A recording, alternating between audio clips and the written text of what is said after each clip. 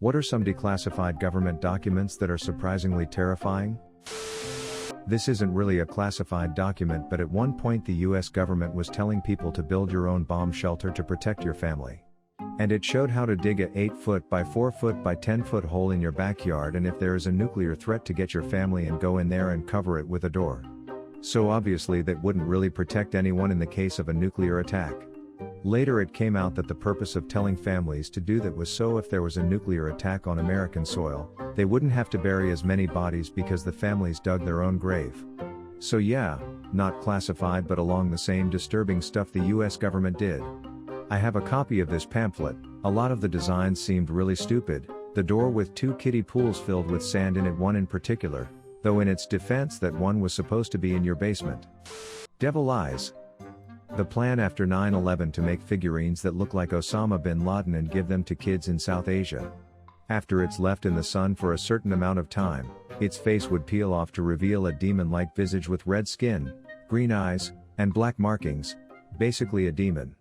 The objective was to scare kids and their parents so bin Laden and Al-Qaeda would lose support. You should watch The Holy Mountain. In it they talk about knowing they will have to go to war with a country in 15 years. They make comic books and toys with a villain that looks like that other race. They also make ipecac type medicine the same color as the skin of that race. All sorts of things to prepare kids to hate a particular races by the time they are of military age and the war is fought. When the Space Shuttle Challenger was destroyed, it was reported that all 7 astronauts were killed instantly. It was revealed decades later that some, if not all of the astronauts survived the initial explosion, as the cockpit cabin had enough protection to not be breached. For 2 minutes and 45 seconds, they were awake and aware, as they plummeted toward the Atlantic Ocean. Understandably, NASA knew that the news of their terrifying death would have crippled the space program even more than it already was. We looked at this in flight school and pretty much, trace evidence to support that the crew was still running their procedures even after it was obvious shit hit the fan. They didn't die accepting their fate, they died astronauts. That's something to be admired, emo. The same happened with Columbia. The crew were working the systems to try to troubleshoot and recover even as the space shuttle was burning up and breaking apart around them. The crew cabin was the last piece to break apart. It's tragic but also epic. Epitome of the human spirit to continue to fight despite the odds. The Nixon administration had a speech prepared for if the moon landing had failed, and it's chilling. You can read it here. Really is chilling. Imagine if they landed on the moon and were unable to lift off again. Just having to sit there and stare at Earth as they die. Imagine looking up at the moon today and knowing there are 2 bodies up there. Staring at 2 corpses every night. I like to think they'd have sent someone to bring the bodies back. And the movies about that mission would be doing huge box office numbers, I bet. We gotta go retrieve Matt Damon. Again. In East Germany, a committed freedom fighter and her husband had dealt with having her home raided while she was away, being arrested on the way to protests and all sorts of state-sponsored harassment. After the wall fell, she was able to read the documents the Stasi had kept on her and found out her own husband was an undercover agent and had written many reports on her activities with a bloodless banality. British Metropolitan Police Services have done exactly the same on ecological protesters from organizations like Greenpeace. There was literally a case a few years back, like 5 years ago, an undercover cop I believe married, and even had kids with a protester he was investigating the whole way through.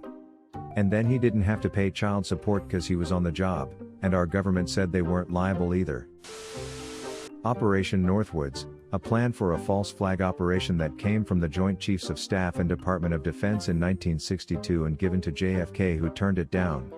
The plan called for the CIA to commit terrorist actions against U.S. civilians across the United States and frame Cuba, allowing us the right to invade and depose Castro and the communist government there. It was declassified and can be found online at the JFK Library.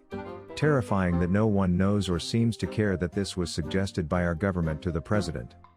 My high school English teacher mandated that I read this. I didn't understand it at the time, but he was responding to my question I posed him. As an airborne vet, why do you seem so jaded in regards to US history and politics? Still one of my favorite teachers to this day. He and I were able to go into a lot other OST things the US has done. CIA invested millions in trying to make cat spies, $20 million to be precise. Oh, I don't know. The way my friend's cat is staring at me right now, maybe they succeeded. But don't worry, they were only able to successfully make one working spy cat, and it got run over by a truck shortly after deployment. The project was called Acoustic Kitty. I remember something about a heart attack gun I read some time ago. Basically a poison gun that once shot is untraceable in the victim's body and leaves no mark on their body. Sorry if it sounds really vague. Not declassified but leaked. Operation Yellowhammer, the government tried to say it was old but it had an August date on it. Oh, and now you said it here. They're coming for you. Run.